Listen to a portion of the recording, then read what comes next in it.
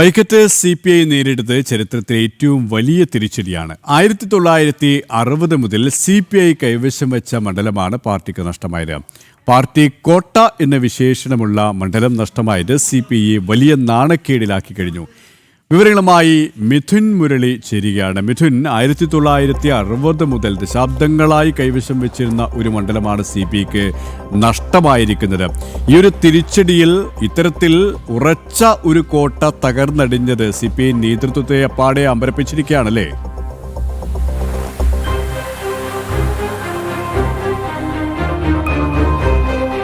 തീർച്ചയായും KP, communist പ്രസ്ഥാനത്തിന്റെ കേരളത്തിലെ സ്ഥാപക നേതാവ് PK കൃഷ്ണദാസിന്റെ ജന്മസ്ഥലം, ഒപ്പം തന്നെ PK കൃഷ്ണപിള്ളയുടെ ജന്മസ്ഥലം, ഒപ്പം തന്നെ ബിനോയ് വിശ്വം CPI സംസ്ഥാന സെക്രട്ടറിയുടെ ജന്മസ്ഥലം.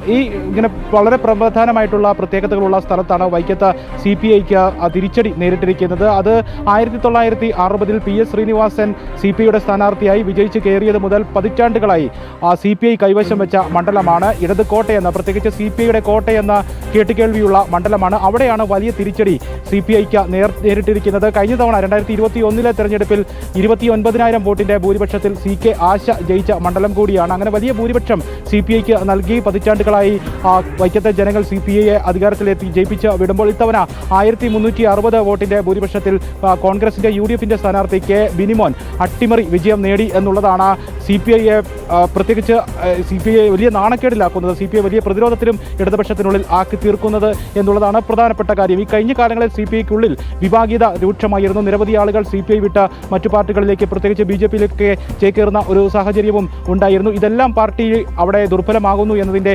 സൂചനകളായിരുന്നു. ആ ദുർബലത ഇപ്പോൾ ഏറ്റവും വെളിവാകുന്ന രീതിയിലേക്ക് ഈ തെരഞ്ഞെടുപ്പ് ഫലത്തോടു കൂടി പുറത്തേക്ക് വരുന്നു എന്നുള്ളതാണ്. അട്ടിമറി വിജയം അവിടെ K ബിനിമോന് വർഷങ്ങൾക്ക് ശേഷം 1960 മുതൽ നിലനിർത്തിയ മണ്ഡലത്തിൽ ഒരു കോൺഗ്രസിൻ്റെ സ്ഥാനാർത്ഥി വിജയിച്ച് കയറുന്നു എന്നതിലൂടെ വ്യക്തമാകുന്നത്. അങ്ങനെ ഈ തെരഞ്ഞെടുപ്പിന് തൊട്ട് മുൻപുള്ള ഒരു ദിവസമാണ് CPIയുമായി കലഹിച്ച് പാർട്ടി വിട്ട ഒരു കർഷകൻ CPIയുടെ പാർട്ടി ഓഫീസിൽ തൂങ്ങി മരിക്കുന്ന സംഭവങ്ങളൊക്കെ ഉണ്ടായത്. അതെല്ലാം തിരഞ്ഞെടുപ്പിൽ CPIക്ക് പ്രതികൂലമായി ബാധിച്ചിട്ടുണ്ട് എന്നുള്ളത് തന്നെയാണ് വ്യക്തമാക്കുന്നത്. ഒപ്പം കഴിഞ്ഞ തെരഞ്ഞെടുപ്പ് വരെ 10 പഞ്ചായത്തുകൾ വൈക്കത്ത് ഉണ്ടായിരുന്നെങ്കിൽ ആ 10 പഞ്ചായത്തുകളും CPI ആയിരുന്നു പിന്തുണച്ചിരുന്നതെങ്കിൽ ഇത്തവണ കഥ ആകെ മാറിയിട്ടുണ്ട്. 10ൽ 5 പഞ്ചായത്തുകളിലും UDFന് ലീഡ് നിലനിർത്താൻ ആയി എന്നുള്ളതും CPIക്ക് കനത്ത തിരിച്ചടിയാണ് വൈക്കത്ത് നേരിട്ടത് എന്നുള്ളതിൻ്റെ വെളിവാക്കുന്ന ഒരു കാര്യമായി മാറുന്നു. മാത്രവുമല്ല, BJPയുടെ K അജിത്ത്, CPI വിട്ട് BJPയിലേക്ക് വന്ന K അജിത്തിന് കൃത്യമായി തന്നെ അവിടെ സ്വാധീനം ഉറപ്പിക്കാൻ, പ്രത്യേകിച്ച് കഴിഞ്ഞ തവണ 10,000 വോട്ടാണ്